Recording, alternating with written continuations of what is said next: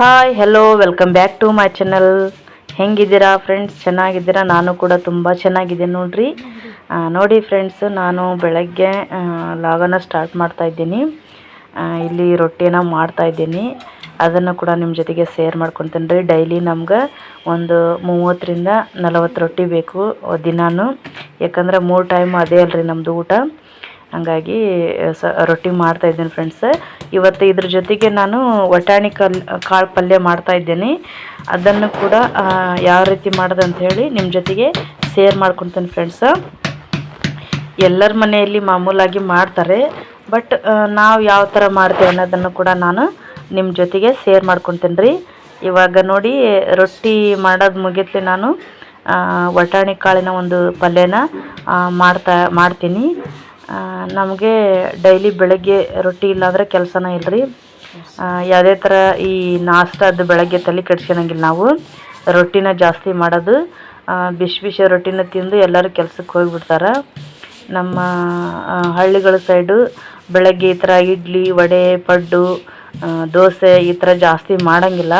ಯಾಕಂತ ಹೇಳಿದ್ರೆ ಮತ್ತು ನಾವು ರೊಟ್ಟಿ ಮಾಡೋಕಬೇಕು. ಹಾಗಾಗಿ ಅವನ್ನೆಲ್ಲ ತಿಂದರೆ ಸ್ವಲ್ಪ ಗ್ಯಾಸ್ಟ್ರಿಕ್ನು ಜಾಸ್ತಿ ಆಗುತ್ತೆ. ಹಾಗಾಗಿ ನಾವು ಬೆಳಗ್ಗೆ ಬಿಸಿ ರೊಟ್ಟಿನ ಮಾಡಿಬಿಟ್ರೆ ತಿಂದು ಹೋಗಿಬಿಡ್ತಾರೆ ರೀ. ಹೊಟ್ಟೆನೂ ಕೂಡ ತುಂಬತೈತಿ. ಹಾಗಾಗಿ ಬೆಳಗ್ಗೆನೇ ಕೂಡ ರೊಟ್ಟಿಗೆ ಹಂಚಿಟ್ಬಿಡ್ತೀವಿ. ಆಮೇಲೆ ಒಲೆ ಮೇಲೆ ರೀ ಮಾಡೋದು. ನಾವು ಗ್ಯಾಸ್ ಮೇಲೆ ಏನು ಮಾಡಲ್ಲ, ರೊಟ್ಟಿನ ಒಲೆ ಮೇಲೆ ಮಾಡ್ತೀವಿ. ತುಂಬ ರುಚಿ ಆಗ್ತೈತಿ ಒಲೆ ಮೇಲೆ ಮಾಡಿದ್ರೆ.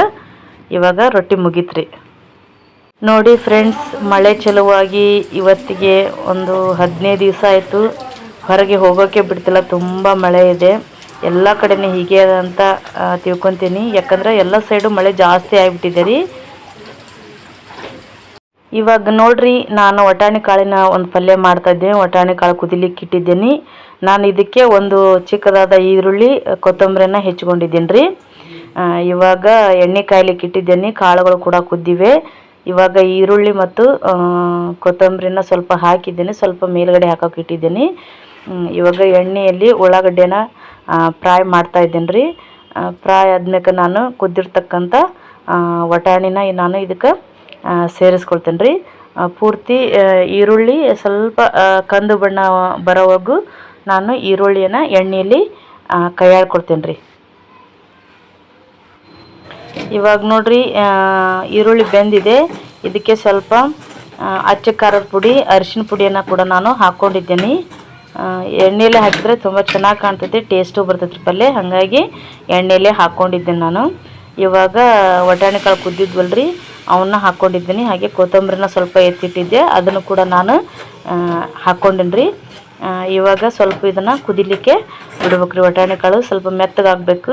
ಕುದಿಲಿಲ್ಲ ಅಂದ್ರೆ ಟೇಸ್ಟ್ ಅನ್ಸಲ್ಲ. ಮೆತ್ತಗೆ ಕುದಿಸ್ಬೇಕ್ರಿ ಇದನ್ನು. ಇವಾಗ ನೋಡ್ರಿ, ಸ್ವಲ್ಪ ನೀರನ್ನು ಕೂಡ ಬಿಟ್ಟಿದ್ದೆ. ಈಗ ರುಚಿಗೆ ತಕ್ಕಷ್ಟು ಉಪ್ಪನ್ನು ಕೂಡ ಸೇರಿಸ್ಕೊಳ್ತಾ ಇದ್ದೇನೆ ನಾನು. ಇವಾಗ ಪೂರ್ತಿ ಇನ್ನೂ ಸ್ವಲ್ಪ ಕುದಿಯೋವರೆಗೂ ಬಿಡಬೇಕು. ಆನಂತರ ನಾನು ಇದಕ್ಕೆ ಸ್ವಲ್ಪ ಗುರಳ್ ಪುಡಿಯನ್ನು ಸೇರಿಸ್ತೀನಿ. ಇವಾಗ ನೋಡ್ರಿ, ಪೂರ್ತಿ ಕುದ್ದೈತಿ ಪಲ್ಯವು. ಸ್ವಲ್ಪ ಗುರಳ್ ಪುಡಿಯನ್ನು ಸೇರಿಸ್ತಿದ್ದಾನೆ. ನಿಮ್ಮ ಸೈಡು ಹುಚ್ಚಳ ಪುಡಿ ಅಂತ ಹೇಳ್ತಾರೆ. ನಮ್ಮ ಕಡೆಗೆ ಇದು ಗುರಳ್ ಪುಡಿ ಇಲ್ಲ ಅಂದರೆ ಪಲ್ಯನ ಮಾಡೋಂಗಿಲ್ಲ ರೀ. ಎಲ್ಲ ತರಕಾರಿಗೂ, ಕಾಳಿನ ಪಲ್ಯಕ್ಕೂ ಗುರಳ್ ಪುಡಿ ಬೇಕೇ ಬೇಕು. ಇದರಲ್ಲಿ ಪ್ರೋಟೀನ್ ಅಂಶ ಜಾಸ್ತಿ ಇರುತ್ತೆ. ಹಾಗಾಗಿ ಪ್ರತಿಯೊಂದು ಅಡುಗೆಗೂ ಕೂಡ ನಾವು ಇದನ್ನು ಬಳಸ್ತೇವೆ ರೀ. ಇವಾಗ ವಟಾಣಿ ಕಾಳು ಪಲ್ಯನೂ ಕೂಡ ರೆಡಿ ಆಯ್ತು ನೋಡ್ರಿ. ಇವಾಗ ನೋಡ್ರಿ ಫ್ರೆಂಡ್ಸ್, ನಾವು ಭರತ್ಗೆ ಸೈಕಲ್ ತರಲಿಕ್ಕೆ ಹಾವೇರಿಗೆ ಬಂದಿದ್ವಿ. ಹಾಗಾಗಿ ಅದನ್ನು ಕೂಡ ನಾನು ನಿಮ್ಮ ಜೊತೆಗೆ ಶೇರ್ ಮಾಡ್ಕೊತೀನಿ.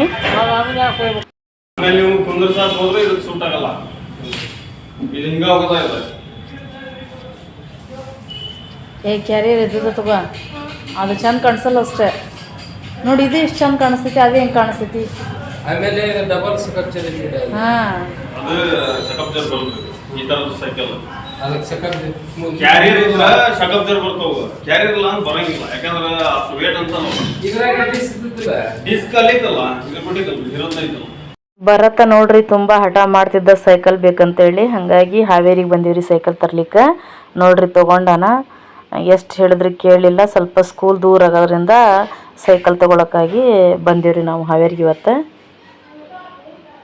ಇದನ್ನು ನೋಡಿ ಫ್ರೆಂಡ್ಸ್, ಮಾರುತಿ ಸೈಕಲ್ ಶಾಪ್ ಅಂಥೇಳಿ ನಾವು ಯಾವುದೇ ವಸ್ತುಗಳನ್ನ ಸೈಕಲ್ ಸಂಬಂಧಪಟ್ಟ ವಸ್ತುನ ಇಲ್ಲೇ ತೊಗೊತೀವಿ ರೀ.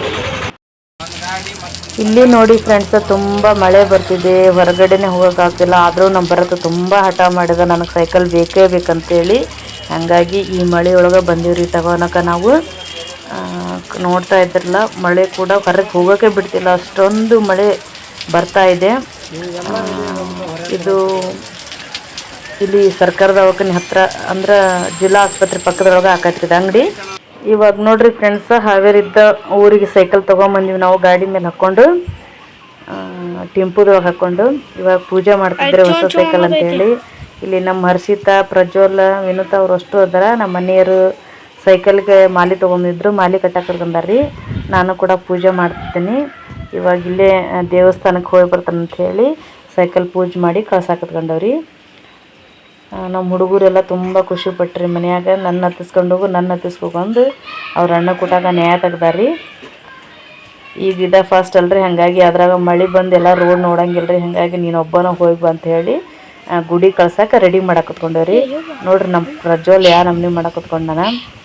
ಹಂಗೆ ಅದಕ್ಕೊಂದು ಹಾರನ್ನ ತೊಗೊಂಬಂದನ್ರಿ. ಆ ಹಾರನ್ನ ನಮ್ಮ ಪ್ರಜ್ವಲ ಇದು ಒತ್ತನಿ ಅಂತ ಹೇಳಿ ಕುತ್ಕೊಂಡನ. ಅವ್ರ ಅಣ್ಣ ಅದನ್ನು ಮುಟ್ಟಿಸಿ ಕೊಡುವಲ್ರಿ. ಇವಾಗ ಪೂಜೆ ಮಾಡಿ ದೇವಸ್ಥಾನಕ್ಕೆ ಕಳಿಸ್ತಾರೆ. ಇದನ್ನು ನಮ್ಮ ಮೈಲಾರಲಿಂಗೇಶ್ವರ ಗುಡಿಗೆ ಹೋಗಿ ಹಣ್ಕಾಯಿ ಮಾಡಿಸ್ಕೊಂಬರ್ಪ ಅಂತ ಹೇಳಿವಿ. ಹಂಗಾಗಿ ಈಗ ಪೂಜೆಗತ್ಲೆ ತೊಗೊಂಡು ಗುಡಿಗೆ ಹೋಗಿ ಆಶೀರ್ವಾದ ಮಾಡ್ಕೊಂಡು ಬರ್ತಾನೆ ರೀ ಸೈಕಲ್. ಫುಲ್ ಖುಷಿ ಆಗಿಬಿಟ್ಟನ್ರಿ ಸೈಕಲ್. ಊರಿಗೆ ಮನೆಗೆ ಬಂದ ಮ್ಯಾಕ ಯಾವಾಗ ನಾ ಶಾಲೆ ತಗೊಂಡು ಹೋಗ್ಯಾನೆ ಯಾವಾಗಿಲ್ಲ ಅಂತಂದು ಹೇಳಿ. ಅಂದ್ರೆ ಶಾಲೆ ನಮ್ಮ ಮನೆಯಿಂದ ಒಂದೂವರೆ ಕಿಲೋಮೀಟ್ರ್ ಆಗ್ತೈತೆ ರೀ, ದೂರ ಆಗೋ ಸಲುವಾಗಿ ನಾವು ಸೈಕಲ್ ತೊಗೊಂಬಂದಿರಿ ಅವನಿಗೆ. ಇದು ನೋಡಿ ಫ್ರೆಂಡ್ಸ, 7,500 ಬಿತ್ತಿದ್ದು ಸೈಕಲ್ಗೆ. ತುಂಬ ಜಾಸ್ತಿ ರೇಟ್ ಅದ ರೀ. ಅವಾಗೆಲ್ಲ ಇಷ್ಟು ರೇಟ್ ಇದ್ದಿದ್ದಿಲ್ಲ, ತುಂಬ ಜಾಸ್ತಿ ರೇಟ್ ಅದಾವು. ಹಂಗೆ ನಮ್ಮ ಭವ್ಯನೂ ಕೂಡ ನೋಡ್ರಿ ಪೂಜೆ ಮಾಡಕ್ಕೆ ಹತ್ಕೊಂಡಾಳ. ಓಕೆ ಫ್ರೆಂಡ್ಸ್, ಇವತ್ತಿನ ವಿಡಿಯೋ ಇಷ್ಟವಾದರೆ ದಯವಿಟ್ಟು ಶೇರ್ ಮಾಡಿರಿ, ಲೈಕ್ ಮಾಡಿರಿ, ಕಮೆಂಟ್ಸ್ ಮಾಡಿರಿ. ಹಾಗೆ ಇನ್ನೂವರೆಗೂ ಯಾರು ನನ್ನ ಚಾನಲ್ಗೆ ಸಬ್ಸ್ಕ್ರೈಬ್ ಆಗಿಲ್ಲಲ್ರಿ, ದಯವಿಟ್ಟು ಸಬ್ಸ್ಕ್ರೈಬ್ ಆಗಿ ಹಾಗೆ ವಿಡಿಯೋನ ಕೊನೆ ತನಕ ನೋಡಿ ಅಂತ ಹೇಳಿ ಎಲ್ಲರಿಗೂ ಧನ್ಯವಾದಗಳು ಹೇಳ್ತೀನಿ ರೀ. ಧನ್ಯವಾದಗಳು.